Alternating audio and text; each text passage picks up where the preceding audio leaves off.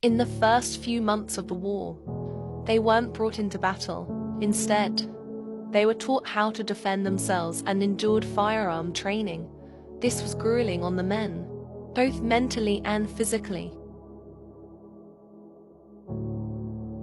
The other men in their camp were nice and welcoming. Given the grim circumstances, they had plenty of downtime when not in battle, so they played cards. Edmund was in charge of food since his mother taught him food recipes. Many of the men that were deployed in this camp were Clyde's age. He made fast friends with the men and even won some money during their card game. Cooking was a work in progress for Edmund. The camp wasn't like his kitchen at home. He didn't know how to work things, and he ended up catching himself on fire.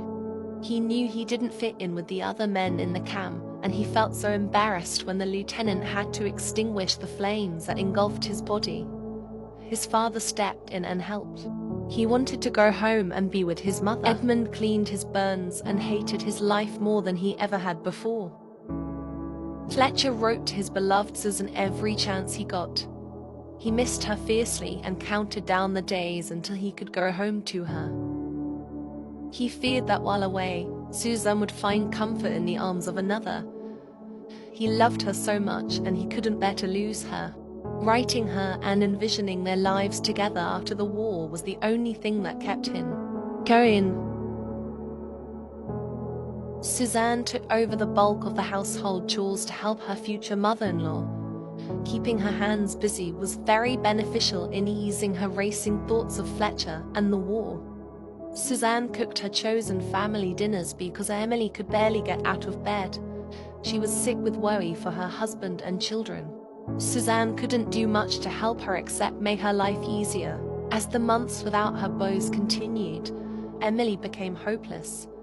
She confided in her young daughter that she didn't think they would come back alive. Agatha tried to remain optimistic for her mother. Dinners at the Bennett residence were nothing as they used to be. What was once a lively affair full of laughter and love was now a silent and bleak part of Emily's day. Emily missed having her beaux at the table chatting about woodworking, painting, books, and the most absurd ideas. There was no laughter or chatter in their home anymore, and that bothered Emily the most. The silence was deafening. With the downtime at the military camp, the twins were still able to do things they enjoy. Edmund tried meditation to keep what little sanity he had felt in this place.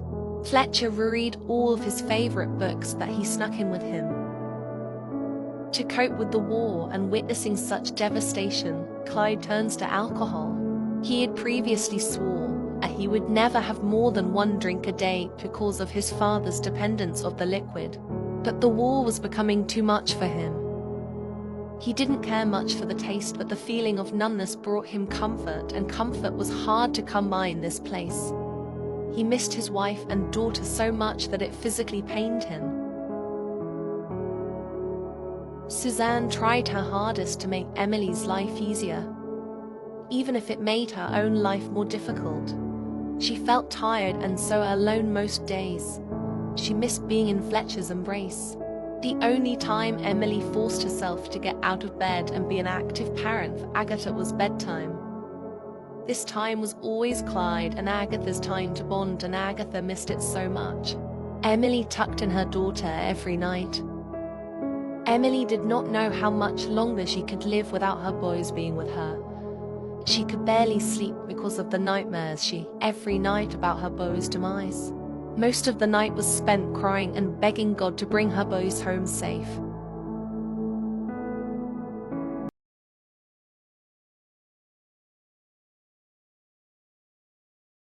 It had been over a year since the Bennett men had been deployed in World War I. Susan waited patiently every week to receive a letter from Fletcher. The contents of his letters were becoming more grim with every battle he fought in. When Emily wasn't crying in bed, she read the Holy Book. This made her feel closer to Clyde because he found such comfort in the sacred text. Suzanne became very depressed and terrified when she hadn't received a letter from Fletcher in 2 weeks. She had a bad feeling that something could have happened and she couldn't stop the tears from falling. She had to keep her suspicions to herself. Back in the military camp, the other soldiers had demoted Edmund from cooking detail to laundry duty. Edmund felt like an underachiever and a failure compared to the rest of the soldiers. Edmund had to work twice as hard and 3 times as long to catch up to how the other soldiers were doing. He didn't want to be here, and he felt as though he could be a liability to the rest of them. Clyde felt as though he was the father of the group. There were several men his own age, but they also turned to him in time of crisis to make this grimy camp feel more cozy. He started a fire so then all to sit around and tell stories about home. Most of the men at camp were beginning to feel very homesick, so this was the perfect idea. They eagerly joined Clyde around the fire. The other soldiers had heard so much about Clyde's beloved wife, Emily, so they begged for him to share the story of how they met and fell in love. The younger soldiers didn't have a lover to return to, so they listened intently for pointers. Fletcher and Edmund had heard this story so many times before. Right now, it wasn't comforting to hear. It only made them miss their mother and home, so they turned in early. Clyde followed suit after he shared every last detail of his romance to the eager in camp. The following month, the soldiers were called to battle. This battle was different because few soldiers were in the bunker. Come to later find out, the Bennett Bow's platoon was placed in the battle arena as a decoy for the opposing side to attack. Fletcher was the first to notice the bomb heading their way, so he pushed his brother and father away from him to keep them safe. Fletcher did not survive the bombing. Watching his brother perished in front of him scarred Edmund irreparably. Both father and brother remained next to their fallen soldier until they were forced to leave him behind. Neither one would ever be the same. Clyde was devastated to lose his firstborn son. It was his responsibility to write to his wife and break the news that they now only had 2 living children, and he was terrified at what that would do to her. Edmund felt numb, and that scared him. He was obviously very saddened by his twins passing, but he couldn't feel anything. Clyde could not sit around and keep crying over his lost son, because he still had one son to console. He was his father, and he had a responsibility to make sure Edmund was going to be okay. He was doing better than he expected him to be. Clyde needed to cry alone in their tent, so he hugged his son tightly and told him that he was going to be okay. What finally broke Edmund was finding the stack of books that Fletcher brought from home and would never pick up and read again. Something happened to Edmund that night that would leave his parents worried for him for years to come. Modern-day psychology would call what happened to Edmund psychosis due to his trauma, that nobody understood what it was in the 1910s.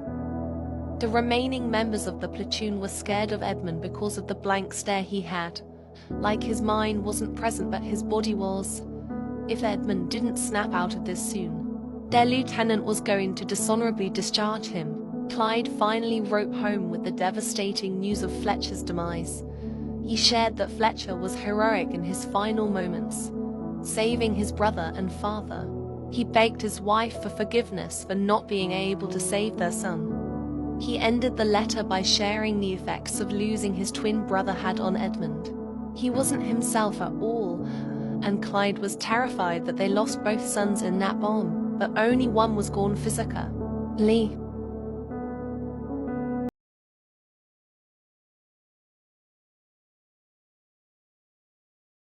Emily experienced many emotions when she found out the news that her eldest child had perished in the war. She was angry that she was powerless in this situation and could not save him.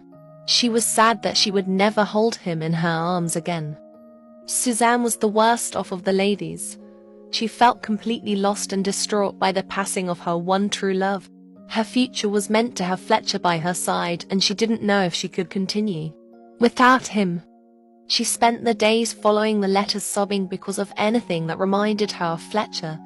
She lived in his home and with his family, so she was constantly reminded of him. She tried to continue on with life as normal, but nothing about this was normal. Fletcher would never come home, and she would never be a Bennett. She had nowhere to go and nothing to live for. After a month of Fletcher being gone, Suzanne came to the realization that she did not want to live in a world Fletcher wasn't living in.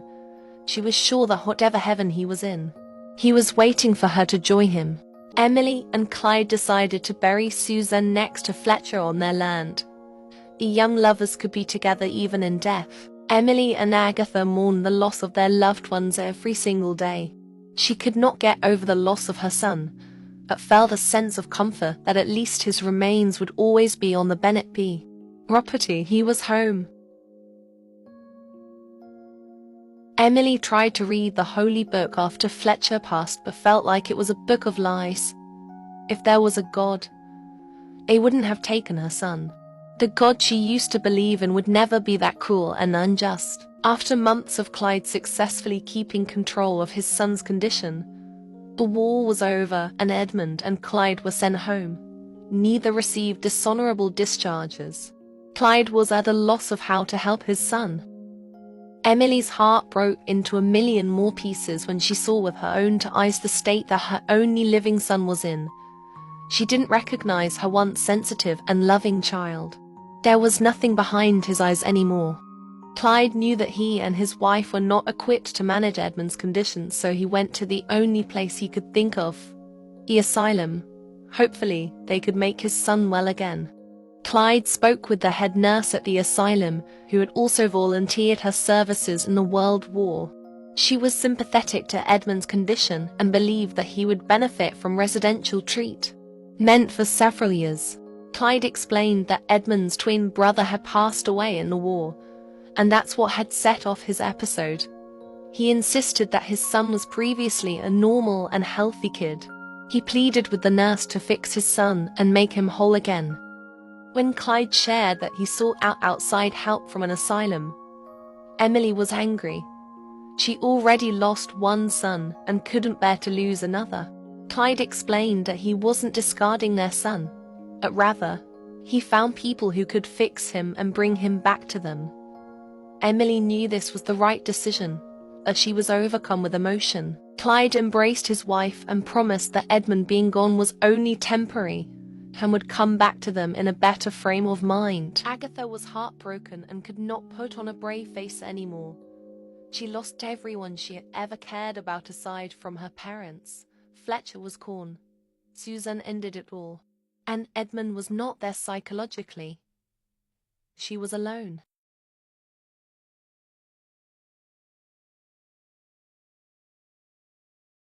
The first 6 months of Edmund's stay in the asylum was spent sleeping. He rarely got out of bed due to both the immense amount of tranquilizers he was given and the feeling of absolute hopelessness in his chest. After Nurse Sarah lowered the dosage of the tranquilizer, Edmund was able to meet his roommate, Ben. He too was a soldier in World War I. It was comforting to know he wasn't the only soldier that lost their mind at the destruction. Edmund's psychosis came in waves, the majority of the time. His mind was unblocked and functioning, and therefore he remembered everything, especially watching his brother be hit by the bomb to save he and his father. In an attempt to cope with the guilt, Edmund began smoking cigarettes. The nicotine provided momentarily relief to all of the feelings that were bottled up in his body, so he smoked constantly. At night, he snuck out of the asylum to feel the fresh air on his cheeks. He felt so much guilt that he was alive when his brother was not. Edmund was nothing and had nothing to give the world. Fletcher had a brilliant mind and was going to change the world. Edmund liked the monotonous routine that was in place at the asylum. He didn't have to think about what he was doing, and he appreciated that they had a set schedule for bedtime and waking up. Edmund had trouble sleeping. He had nightmares every time he closed his eyes. The gory images of the war haunted him at every moment of his unconsciousness. It was discouraging for Edmund that he did not get a moment of peace, not even in slumber. He wished he could turn off his brain from all the hurt and suffering. When he thought hard enough about not feeling anything and forgetting, he began to dissociate. Being in this dissociative state was the only time when he didn't feel pain. He felt nothing at all. The only problem with dissociating was that he had no recollection of what happened during that time. It was like he woke up from a dream and didn't know the day or time. As much as he liked not being present and not remembering the war, he knew he would never be released if his episodes never stopped, or at least not if he couldn't gain control over them. Knitting helped him to stay conscious and aware of his surroundings.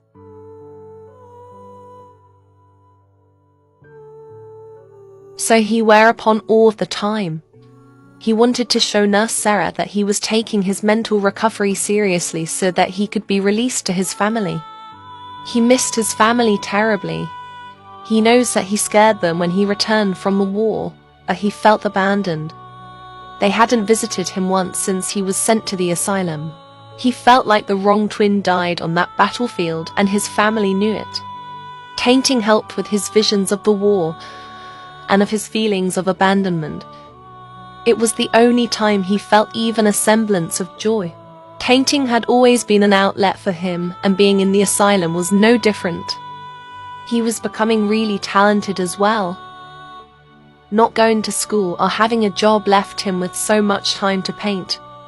He spent the majority of his day isolating himself with an easel, paintbrush, and his imagination. He chose to paint beautiful.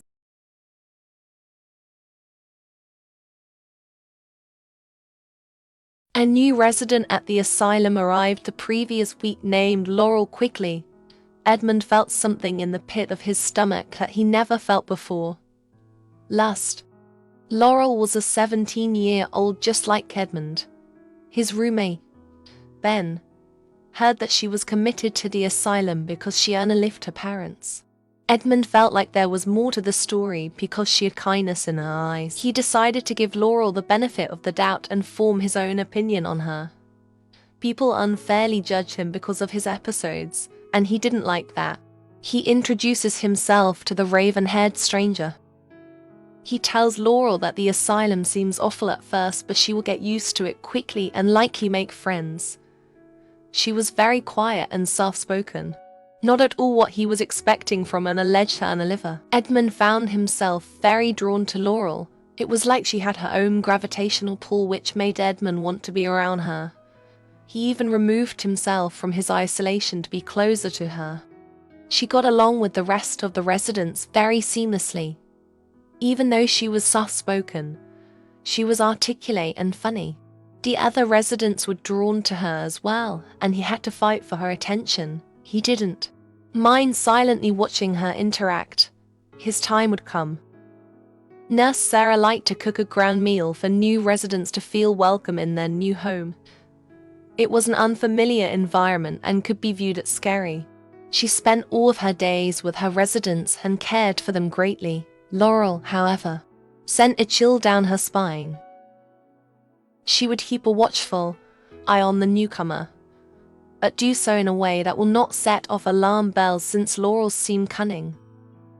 The newcomer meal was one that the existing residents looked forward to. The food provided by the asylum was abysmal normal, so this meal was like sunshine on a cloudy day to the residents.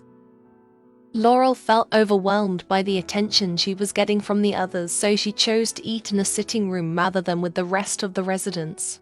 She did not like being around a bunch of loonies. She was not one of them. Edmund took his chance to spend time with Laurel by himself. He had no previous experience talking to girls, so he felt nervous, and his palms were sweaty. He was thankful that the rest of the residents chose to stay at the table with Nurse Sarah. It was just he and Laurel. Edmund asked Laurel a bunch of questions in quick succession. He did not give her time to respond and was chatting her ear off. Laurel asked if they could simply sit there and enjoy their meal. She needed a little peace and quiet, but she liked to be around him. Edmund complied to this, and they sat there in silence for the rest of the meal. They concluded their meal by agreeing to be friends. Edmund shared the importance of having a true friend in this place, or it can get very lonely. He knew this because it was what he was currently experiencing. Laurel smoked a cigarette and pondered the people she would be living with for the rest of her life. The court determined her to be mentally insane after the demise of her parents and was sent to the asylum. It was better than prison. Besides, Edmund may make the asylum worth her while. Edmund started to meditate again. Between this, knitting, and his painting, he had control over his mind and did not dissociate as often. He was determined to graduate from the asylum at some point. At night time, Edmund suggested that he and Laurel get a little fresh air. Laurel had complained earlier in the day, as she missed the wind running through her hair. They laid on the ground and watched the stars. For the first time since moving into the asylum, Edmund felt an emotion that wasn't despair or hopelessness. He felt content as he laid there with Laurel. Edmund told Laurel that he had never met someone quite like her before. He felt at peace when he was with her. He admitted that he was beginning to form a crush on her. Laurel was flattered and wanted to keep spending time with him.